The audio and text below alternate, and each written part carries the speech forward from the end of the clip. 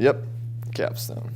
I've already talked to y'all a little bit about it. But, so my original idea for my capstone was not what I ended up doing. My original idea was to actually do a mission trip to Seattle. And I was going to base it off a trip I'd done in 6th grade to Aurora, Colorado. It's right outside of Denver. So just to give you an idea of the area. And what we were doing there was we were actually doing a sports camp. So we had like football, soccer, and cheerleading at a local park. And it was just to try to bring awareness to a local church that had just started and try to just get people in the doors. And I can't remember if it was this exact school that they were meeting at, but they were meeting at an elementary school.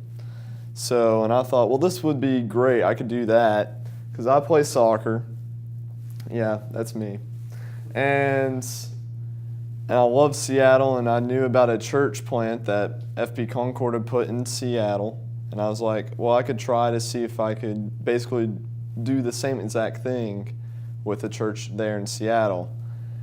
However, that idea was kind of shot down. So I went ahead and transitioned my capstone into what it is now, which is to shadow 3 people: an orthodontist, an optometrist, and a dentist. So the first man up is Dr. Diddle. He's, just down the road here. I could literally walk there in about a minute. But he was my orthodontist, and my teeth look great. So, so he's got to be good at what he does, and he is. So all I did was observe him, and what I found was he personally, for the most part, about 90% of the time, he would go around from assistant to assistant, and oftentimes I'd actually just hang out with the assistants to watch the full routine, because he would actually go from assistant to assistant just bending the wires. So he'd come up, see the kind of wire they needed, like the thickness, how the curvature needed to be and whatnot, and he'd bend it and curve it, and then he'd hand it to his assistant, they'd put it in, and while they're doing that, he's going on to the next person. So I was like, this is a bit too repetitive, and it doesn't quite feel like I'm helping. It's like you are helping, but it's not the same as, for instance, optometry and dentistry, where, optometry, they can't see, and now they can see. It's not an immediate need.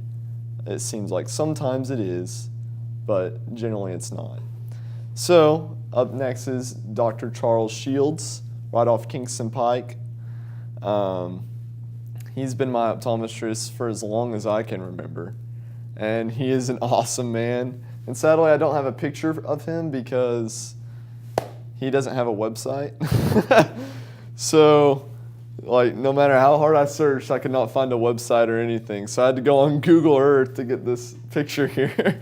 But he is fantastic. And what I did when I was with him was he didn't get to do too much because he had just injured his left arm, and it was in a sling. So he was only taking normal procedure, routine kind of settings and whatnot. So I got to watch as he'd interact with all of his patients and see just the basic routine, because I've been on it from one side, but I've never just sat there and just watched him do it over time and see how he interacts with everybody. The most interesting part is, because I've seen that stuff before, but the interesting part was getting to see all the equipment he gets to use. So some of these pictures are kind of bad, and this video is kind of bad because I couldn't avoid that light when I was recording it.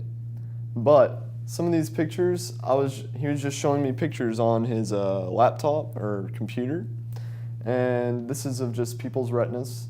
So these two are actually the same exact picture, it's just this one is on the curve of the eyeball, so you can see this is what it looks like, but this is what its actual shape is in the eye. This one this is bad. That's actually starting to tear a little bit. This little green here, that's what that is. It's actually the retina just tearing. So he showed me some pictures like that, and he also showed me, healthy eyes. And over here is his stash of just contacts.